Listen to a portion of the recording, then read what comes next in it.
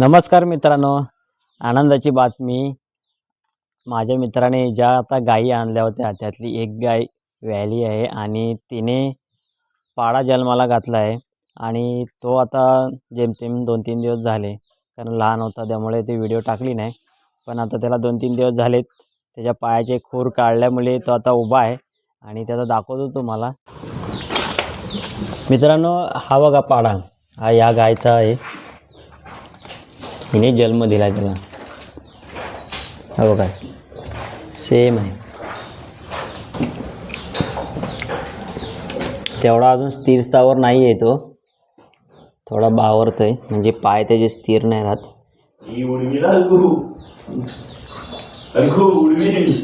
मित्रांनो, आता तुम्ही पाहिलात, हा वासरू आता जन्माला आलाय. पाडा तिने जन्माला दिलाय आणि हा एकदम गोंडस आहे. आणि हीच आता नव्याने सुरुवात आहे मित्राची, की त्यांनी हा जो व्यवसाय सुरू केला आणि त्याच्यात आता ही भर झालेली आहे. ही आपल्या स्वतःच्या गोठ्यातून ती भर झाली आहे. म्हणजे हा पाडा विकतचा न घेता तो आता आपला स्वतःच झाला आहे.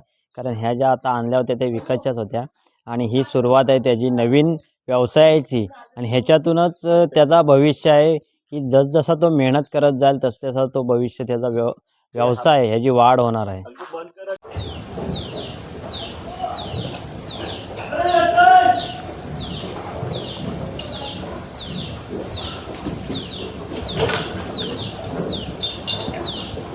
किती गोड आहे ना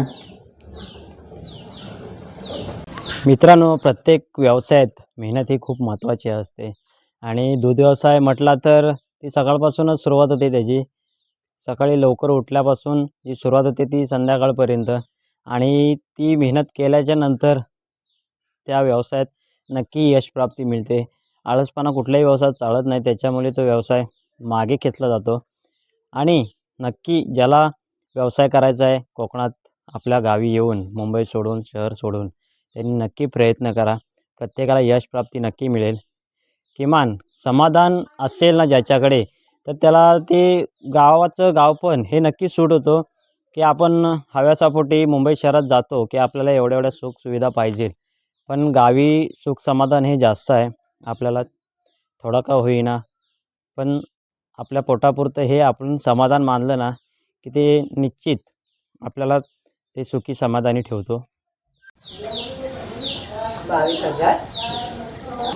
मित्रांनो, गाय वेळालीनंतर चिकाचा दूध हा जो निघतो त्याच्याने खरवस बनवला जातो. आम्ही त्याला कौला बोलतो गावी आमच्या. आणि हा खरवस पूर्ण गावभर वाटला जातो आणि त्यांनी तो गावभर वाटलेला आहे. आणि चिकाचा दूध आहे तो आता मला पण त्यांनी दिला चिकाचं दूध. आणि हेच गावची संस्कृती आहे, की एकमेकाला आपण ज्या गोष्टी इथून आपल्याला जे मिळतो त्यातून ते वाटणी केल्याच्या नंतर जे समाधान आहे ते हे गावाचं गाव पण आहे. तुम्ही शहरात बघितलं तर बंद दाराआड जे काही खाल्लं जातं ते सगळ्यांना ठाऊक आहे. पण गावी तसं नाही आहे. गावी काही चुलीवर शिजलं तर त्यातला थोडाफार आपला शेजाऱ्याने आपण देतो आणि तीच परंपरा ही आपल्याला दिलेली आहे.